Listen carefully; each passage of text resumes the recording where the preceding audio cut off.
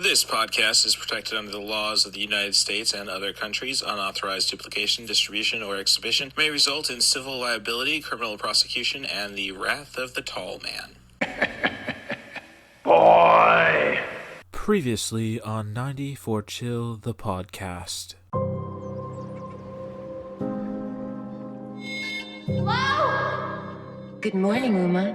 Where am I? You're in paradise, of course.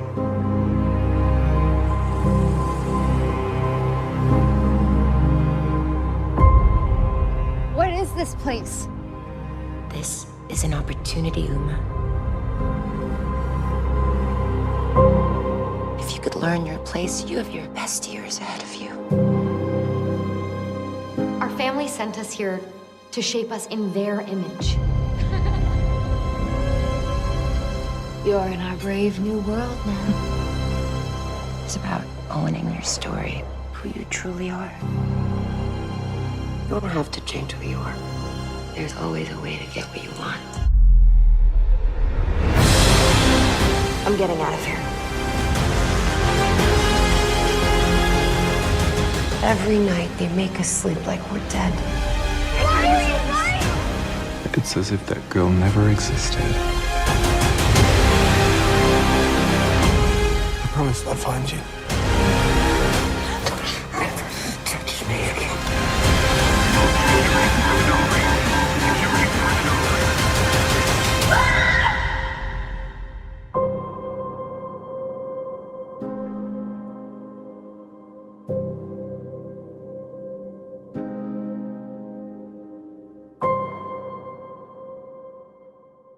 So I've just concluded watching Paradise Hills, a attempt at a, well, you know, if I go and compare it to something, then it's a spoiler.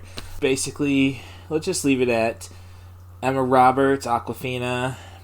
They are two daughters who just aren't living up to their family's expectations of, you know, being damn near aristocratic. So they are sent to an island, Paradise Hills, I suppose. They just say Paradise in the film, where Milla Jovovich tries to brainwash them. Awkwafina's good in it. Emma Roberts, you know, take her leave. Any time Milla Jovovich is the villainess, there's a chance that there's going to be at least something worthwhile about it. So if you're referring to the Edward Norton, Robert De Niro film, Stone, which she was also in, she's not really, in the end of that one, she's not really the villain. It really plays up the YA stuff. It's got a sisterhood vibe that I compare to Foxfire with Angelina Jolie from about 1996. I believe it's produced by Samuel Goldwyn, like this feature, so he knows the market, or they know the market. I would have gone, initially, I thought it had a good Rotten Tomatoes. I think critics just caught up with it, and now it's not really mentioned. This is a nice YA version, movie that was from the 1970s, about, you know, if you can't beat them, replace them, and we'll leave it at that. No other films I'm going to mention. I don't know. It could have probably used some humor. It could have probably gone straight horror and been a little more interesting. I mean, it isn't bad, but, you know, it's not screaming that it's a must-see film. I guess it's just inoffensive. You know, I'm doing a podcast for 90-minute, sub-100-minute features, and I think a lot of the time that's all you want. So, Paradise Hills may have been a success. Little Hand says it's time to rock and roll. Bring the noise.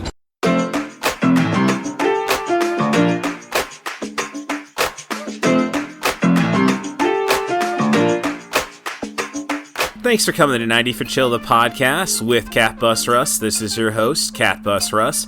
And I'm still doing my best to preserve everything from Podbean. Once that relationship ends, we're not looking till March of next year, but better safe than sorry. So that is the plan still. And fortunately, I've been able to get all the larger episodes for the most part taken care of. I don't want to go through another bashing of the MCU, especially after the C2E2 experience. So, you know, of like, no, let's just undo maximalist cinema in general is my stance. But, you know, some people, instead of wanting comic books, wants Top Gun Maverick. And it's like, I don't think we can have it both ways.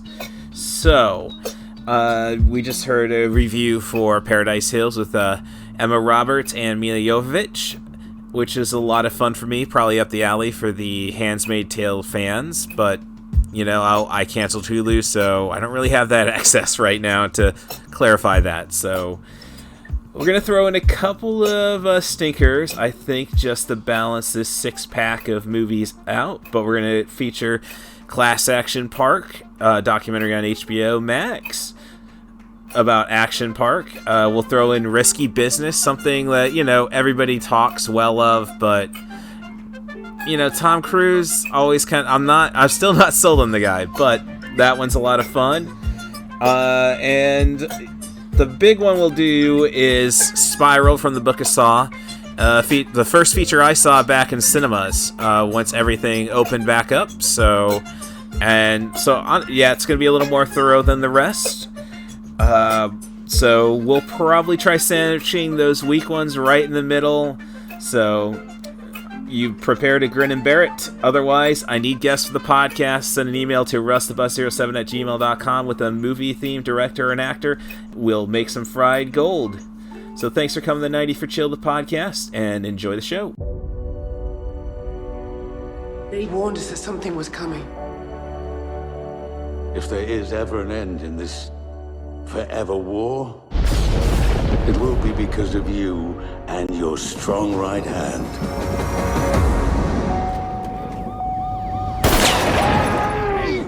I'm on your side! Sorry, my bad.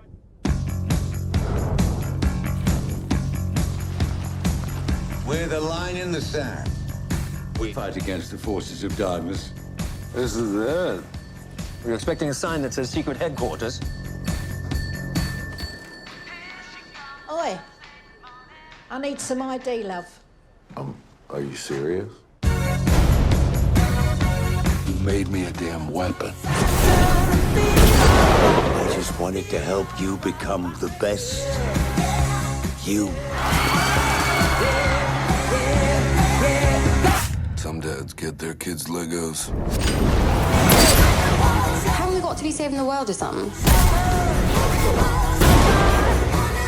Does it do anything special? Yeah.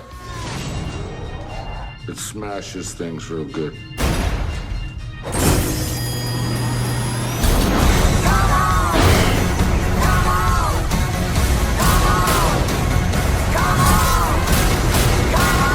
You are mankind's best and only hope. I thought we were supposed to be fighting monsters, not working with them.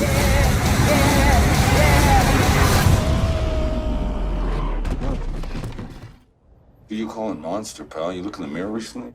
He's an asshole. Sorry! I interrupt! On the contrary, you've arrived just in time.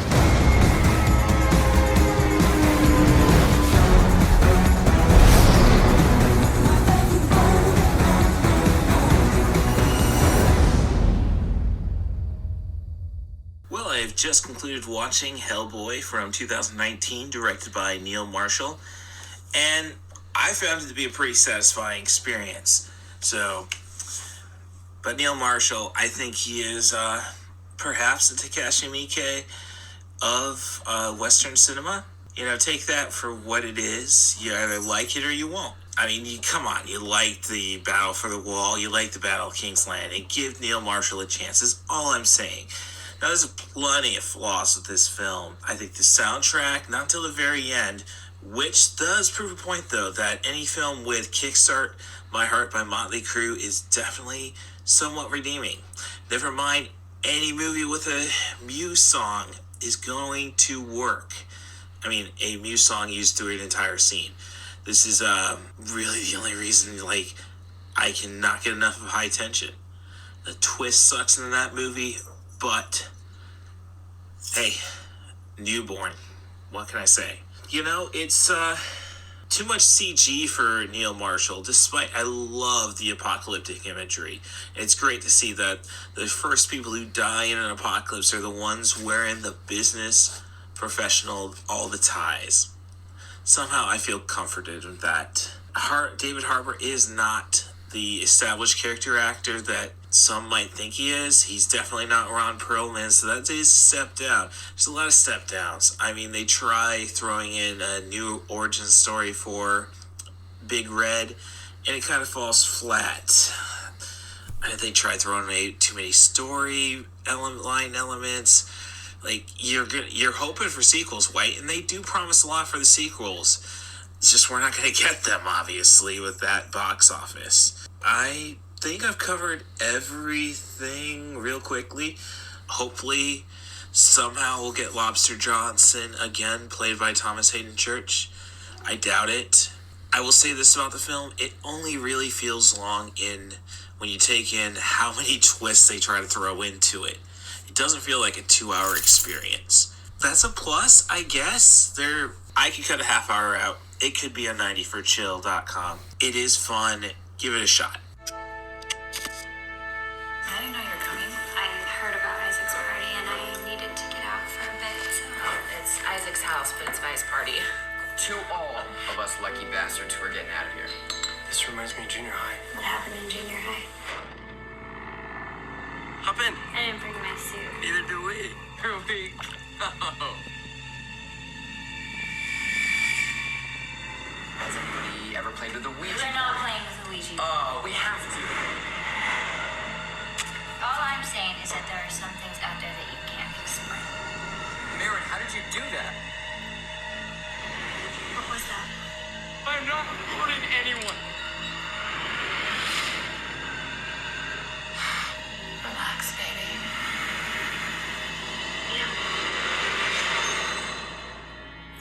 Who's doing that? Is anyone forcibly moving the glass? I'm not. I swear. We would just make believe. Hey. Little puppet on a string. How do you can't leave. Why not? Because you don't know where you are. There are some spirits on the other side who don't want to be there. They're just looking for an easy way out. So what? Are you the devil? My name is Legion. For your money.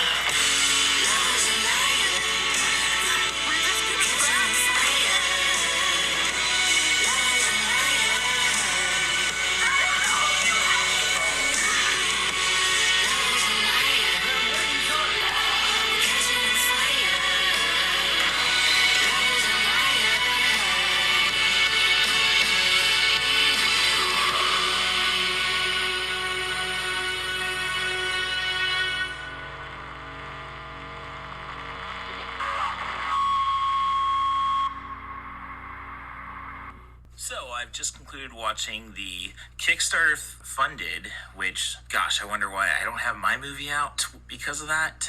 Nocturne, directed by Steven Shemek. It is a Best Picture winner for LA Thriller Festival. That must have been a lame festival. This was from 2016.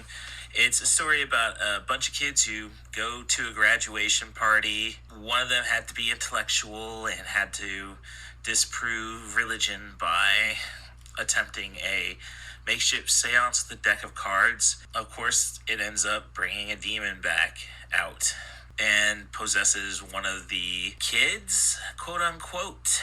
Chaos ensues, and we even tried time loop stuff. Honestly, first 2 acts, not too bad. I mean, it does a good job of building suspense. We're expecting something grand, and then it's all ruined by crappy CG effects, crappy practical effects. It's just misses on all cylinders, and when you combine that with a totally unbelievable cast, at least our primary actress, I suppose, who plays the and eventually becomes the antagonist, and the only one who could really probably handle all the dialogue they are given, she is definitely way too old to be in this role.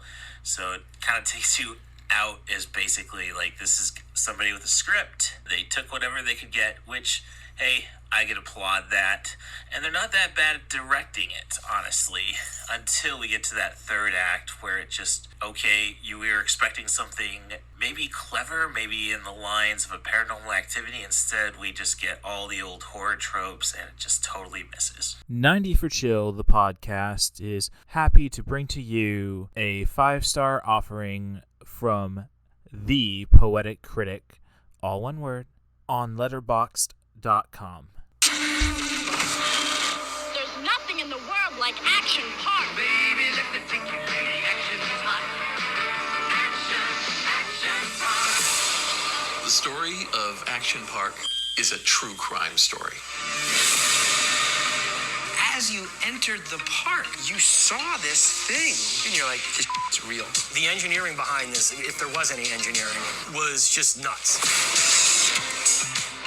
Build it higher, make it faster. People control the action. Combine that with liquor and anything goes. There were no rules. For a lot of kids, that was heaven. And if you couldn't swim well, yikes. I don't think you can understand a place like Action Park if you don't understand the kind of minds that build it.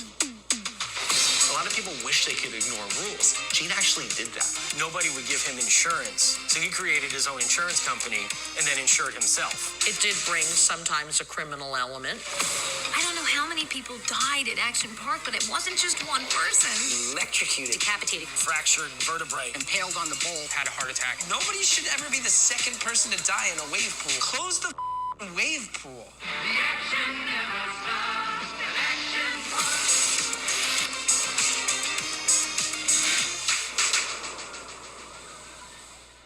And I've just concluded watching Class Action Park, the HBO Max exclusive documentary about Action Park in New Jersey from late 70s to about 1996, the most dangerous park, amusement park, water park actually, that ever existed. So it's fun. They really do. I think it's really a great experiment in Gen X and how we just really were kind of an ignored generation. Like, gave us great music in the 90s, my opinion, but otherwise we were just expected to not be in the way of our parents. Greed was good. Coke was probably better. This documentary captures all of that.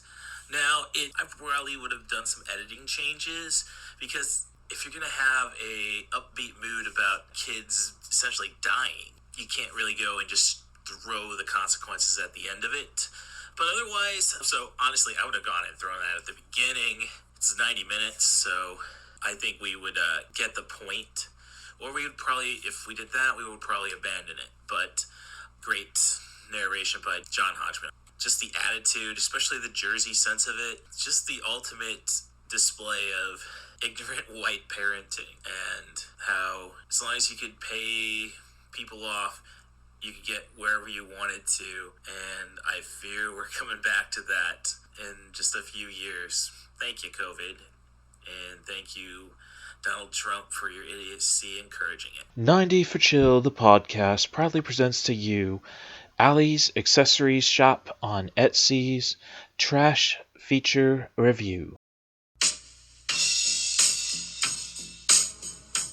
So your folks are going out of town. Just use your best judgment. You know we trust you. You got the place all to yourself? A good time, Joel. In the privacy of your own home. Just take those old records off the shelf. That's her. She's fantastic. Yeah. I sit and listen to them by myself. Did you have a good time last night? I had a great time. Today's music ain't got the same soul. You ever get high, Joe?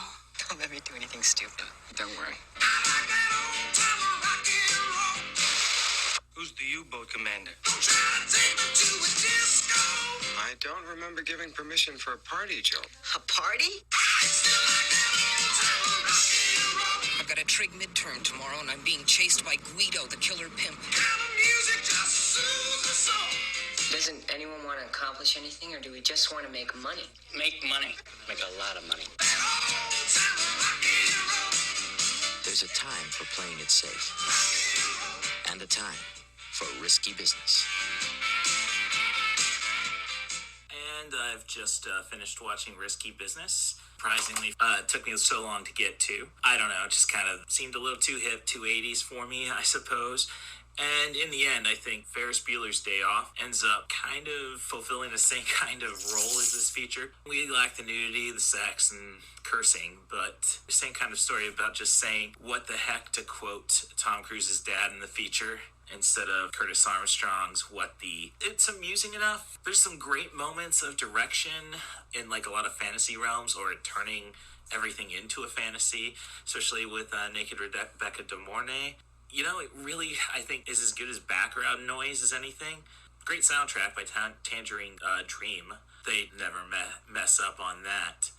There's some pretty memorable dialogue, which I guess makes it timeless, especially for a kid who's living in Champaign right now. And I'm being very generous to myself by using the term kid. You're not going to kick yourself in the head for missing this feature if you're an 80s completist, but there's a lot worse stuff out there. It's kind of fun to see a Tom Cruise that lacks confidence, is I think the biggest trait of this. You know, perhaps if he could have just been a comedy actor, a pretty Tom Hanks, dare I say. Instead, he had aspirations to rule the world. You know what? I guess in the end, this is just a great start for that, showing his range, and as I say, it is fun, just nothing that you need to run out to see. Now available on video cassette. This package just came in. Get everybody out of here.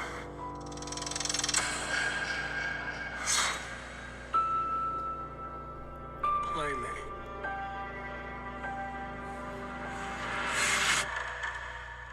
Hello, Detective Banks. Do you know where your officers are?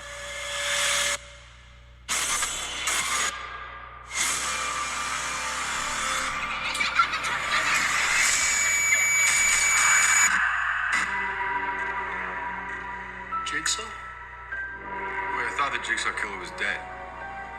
He is.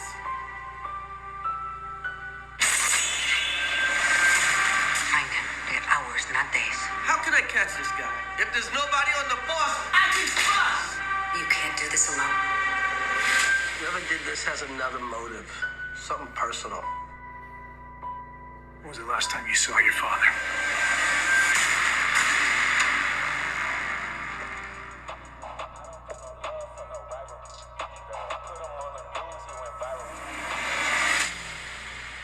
Jigsaw copycat. This is gonna go sideways fast. I'm a nut spin like a spiral. All available units, officer down. That was just a diversion to get us out of the precinct! Spirals. I need everyone on this case! It could be anywhere. It could be anyone. We're gonna tear this city apart. I'm a nut spin like a spiral.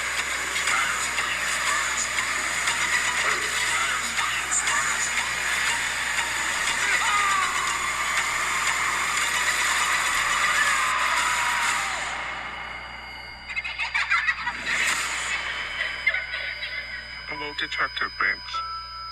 When was the last time you saw your father?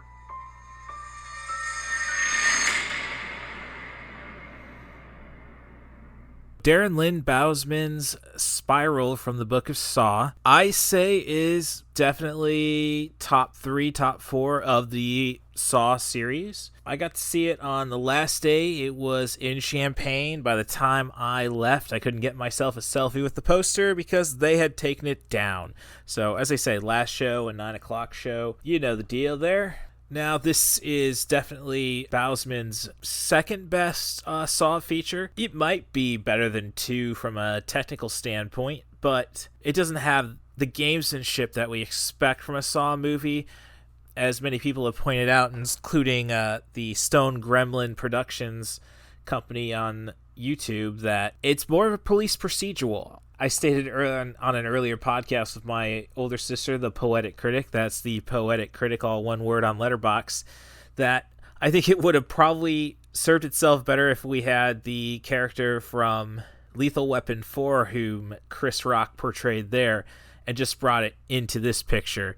Kind of like how I think Predator 2 would be a top 10 action movie if we had Riggs alongside Murtaugh hunting down the Predator in LA. But I will digress there. When I say that it is a return to form, in a sense, to the original series, I thought Jigsaw, the 8th installment of the series, was fine, and I didn't think it was over the top too much with the gore. I would say with Spiral, we kind of get a return to form, or say an homage to how James Wan nearly gave us a PG-13 suspense thriller instead of a R-rated film that kind of started the torture porn thing, with Hostel being only 2 years later. I guess what I'm getting at there is that the beauty of the film is, for the most part, you do have your gorier bits, but it's more about the implication that something is far more vicious than what you end up seeing. I guess I just appreciate the subtlety. I mean, when I look at Italian horror, you could have your total graphic gore fest of Lucio Fulci, but you can have your gore and beautiful mise-en-scène with Dario Argento. Now, I think the most important thing that we get from Spiral is that we get ourselves another gory annual horror franchise. Kind of, I guess, how John Carpenter imagined the Halloween franchise. We all know the disaster that financially occurred with Halloween 3 being separate from the Michael Myers story, but it was worthwhile, at least. If we would have just had Halloween 4 lined up right after that and kind of jumped back and forth, I think it would have been really good. Now, when it comes to Spiral being from the Book of Saw, meaning that it's not a sequel, it's a spin-off, I would really love a sequel. Of course, we're going to need Chris Rock to be back, and I think we could use a little more Chris Rock type comedy. We only really get 2 bits with that. The opening where he goes on about how Forrest Gump died of AIDS as he's trying to win the favor with thugs he's gone undercover with. I love the violence and the humor of the crystal meth dealer scene. But when I bring up John Carpenter, I think he's got one more movie in him. Why not let it be a Saw movie? A lot of these horror movies nowadays are pretty derivative of John Carpenter's Halloween, and I would say the John Carpenter Apocalypse trilogy. What really makes this film stand out as a great Saw installment is we got a message to all the violence. I loved this all cops are bad messaging. We have the stories about Chris Rock trying to stop the Jigsaw copycat who is just taking out corrupt cops. So you're definitely cheering, I think, in a sense, for our antagonist a little bit. I guess if there's a fault with the film, it's that Chris Rock's character is just too dedicated to the law to kind of see the way of the killer. As I brought up before, storytelling-wise, it's back up there with the cat and mouse of 5 and 6 and 2 especially. The bait and switch elements are great in it.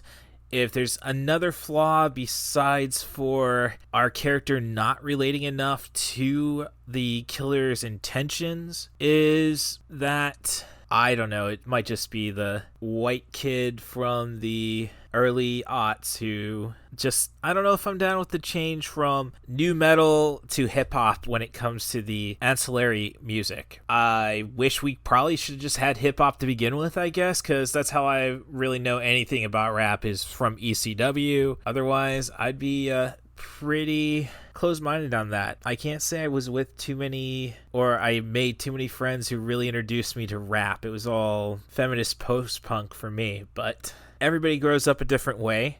And with that said, it brings me to, I guess, my conclusion with the fact that I was only in the theater with 2 other people, a couple. I just said, didn't give them too many details, so I wasn't doing too much promotion, that, hey, I have a podcast, what do you guys think of it? The girl in the couple was, I think, far more impressed with the film, liking the new take on Saw. Well, I think the guy said he'd recommend the film, but he just seemed to feel like it was a little weird to him, that it wasn't his Saw. If you're really nostalgic, I don't know, really, because when you look at Saw 2, I'd even say Saw 3, before James Wan and Leigh Whannell left the series, it really just did become about the gore, and it was probably a good move on Bousman's behalf to skip out on after 4. I mean, we got Repo the Genetic Opera because of that. I think that really speaks more to Bousman. I can't really say I've seen a lot of his stuff since Repo, but he's definitely got a better eye for the art of it. While I like 5 and 6 from the Saw series, it all became a little gore heavy with 7 and 4. Like, again, I said with the implication that something awful is going to happen compared to actually seeing it. And with Saw 4, it's the entire guy poking his eye out so that he wouldn't be ripped apart. I don't know if we needed to really see that fully, or, again, I think we still had a little bit of the meanness from Saw 3 in that feature, so it was almost like an unwinnable trap. Kind of disappoints you, and I guess that might be a flaw with this one, because those traps are... But when it came back to that couple who I was with, looking for the poster to take my selfie with afterwards, I hear how the girl was talking about just liking new things, new takes on things, and how she liked Star Wars, the sequel trilogy, better than either the prequel or the original. And it's like, I don't know, times are changing, or it's just what you can claim to be your own. And I think I see that with the Star Wars franchise, and I think it's kind of cool that at least I know the Saw franchise has that now. Again, we need a Saw movie in 2022. We need a Star Wars movie like stat. I mean, we had Star Wars movies all the way up till the pandemic, no movie in 2020. Look what happened. When it comes to Spiral, it's definitely worth your time, and I think if you're a fan of the series, you'll appreciate it. Maybe you want the gore of the latter half, and I can respect that. I mean, I do watch gory Italian horror, not just Argento. If you're just looking for a clever, horrific film, this is going to be it. And I hope we get more of this. I would love to see where Chris Rock takes this further, since he was the executive producer.